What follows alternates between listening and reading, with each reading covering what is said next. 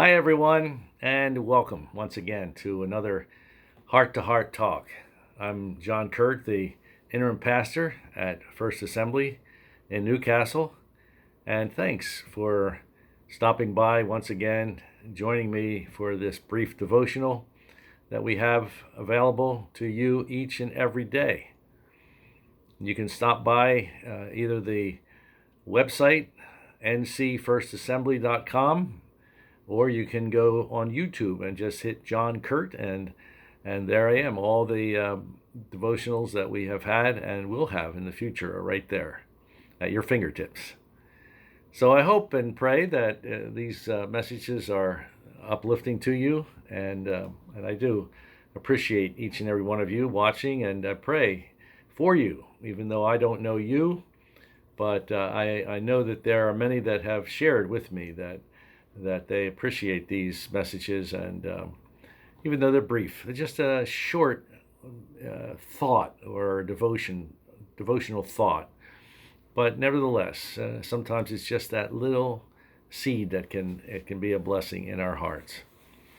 Well, sometimes we think that we're failures because what we do isn't as big as what somebody else does, or it's not as big as we had hoped it would be.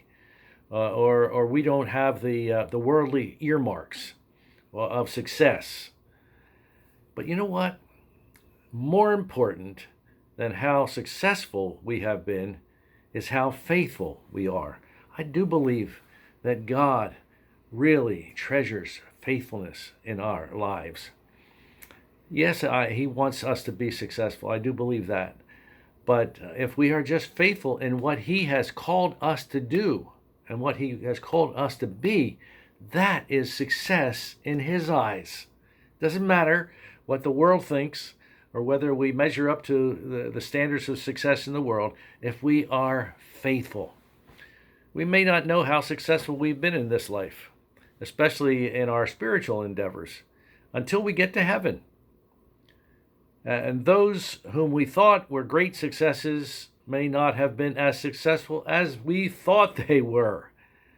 And those whom we deemed failures may have been the greatest successes of all.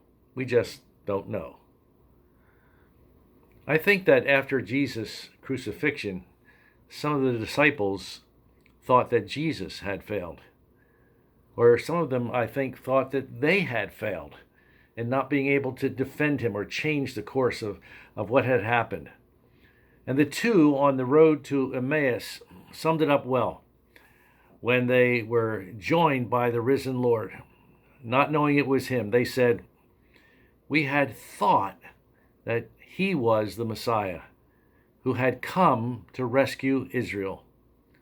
And these guys were so depressed that they just wanted to get away and figure out what went wrong. But Jesus hadn't failed. He was just being faithful to His mission. His mission was to come and be the sacrificial lamb, the Lamb of God that would take away the sins of the world.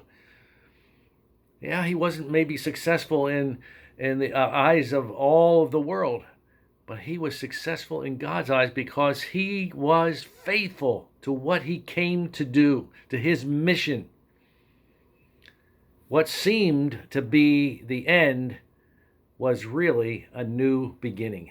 The disciples didn't understand that yet, but they would eventually. They would eventually have their understanding opened and understand that faithfulness is the most important thing. Faithfulness to the mission that God calls us to.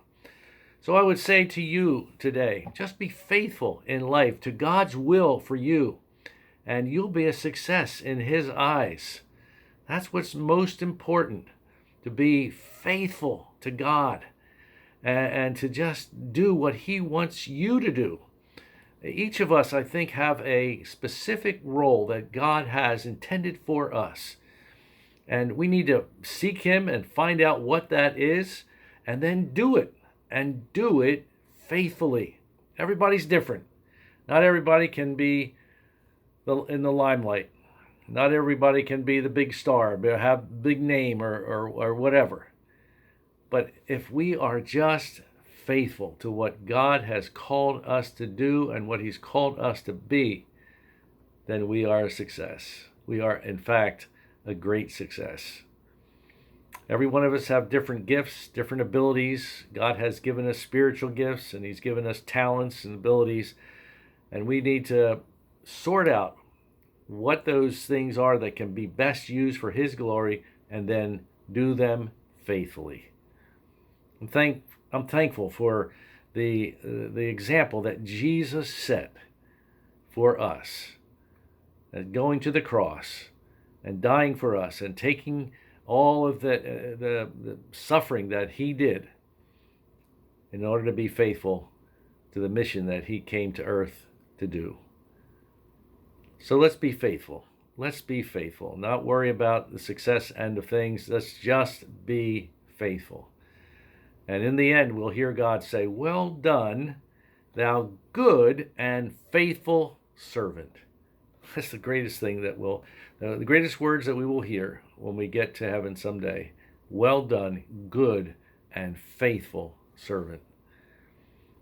Well, God bless you today. I hope that you have a great day and a great week. And may the Lord bless each and every one of you. And be faithful. Be faithful to God in everything. Well, we'll see you tomorrow. God bless you now, and have a great day.